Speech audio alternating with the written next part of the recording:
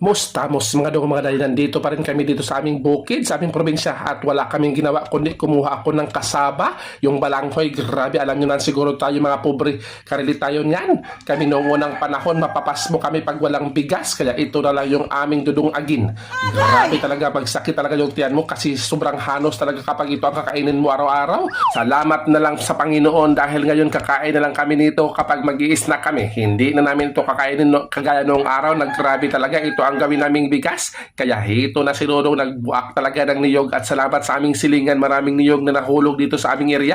Kaya kinuha ako na lang yan at binuak kasi wala naman tayong tanom na niyog.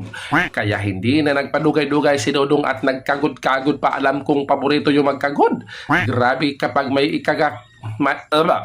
kapag magkakagod ka talaga ay makakakuan ka talaga, lalabas talaga yung mga puti dyan. Kaya ito na, anong iniisip nyo dyan? Nagkabulol-bulol na ako ha. Grabe talaga, kaya ito na at sinalang ko na yung mga puti dyan at mga gata-gata na yan at grabe, wala nang espeso-espeso mga dongmanay. Hindi ko na inano-ano kasi nakakaloka, nagugutom at nagugusla na talaga kami sa mga time na yan. Grabe, hapon nga pala yan mga dongmanay, ting-snack talaga yan at ito na yung mga dongmanay. Hinaling ko na talaga yung mga tubig dyan sa gata at grabe, marami akong ginata dyan kasi sobrang sarap talaga ng balanghoy yan oh. Binubo ko na yan talaga. Grabe. Ngayon mga dongmanay, maka-afford na tayo bumili ng sugar. Nung unang panahon, maglalayob lang kami, magdudungag kami yan. Walang sugar mga dongmanay. Tubig lang talaga isasabaw niyan. At grabe yan na, ano na talaga yung mga kahoy dito. Ang daming kahoy dito. Diyan ako nagdudungag kapag mga linatan, mga lagot mon, at yan grabe siga pa sa mata ni mo. At yung pusa ako naghihintay sa akala niya makakain niya yan. Tingnan nyo naman yan at aablihan ko na yan mga dongmanay. Grabe sa pag-abli yan. Pati yung silingan namin nagsabi, wow, ang humut-humut na luto mo. Siyempre bibigyan kita kasi mabait kang silingan, pero pag maritis kang silingan, naku, hanggang amoy ka na lang. Hindi ka matatagaan ng mga grasya-grasya gikan sa silingan mo.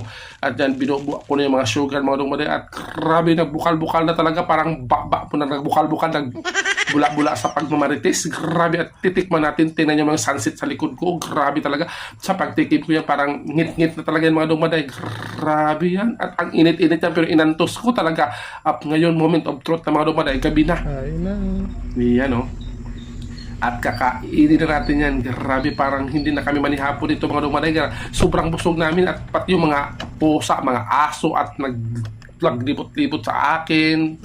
Kasi naaamoyan sila. Kala siguro nila parang ang amoy-amoy ng luto niya. Pagtikim nila, wah, grabe pala to. Hindi namin kayang kainin to. Wow, sa tao lang yan. Hindi yan pang hayop. Kasi para sa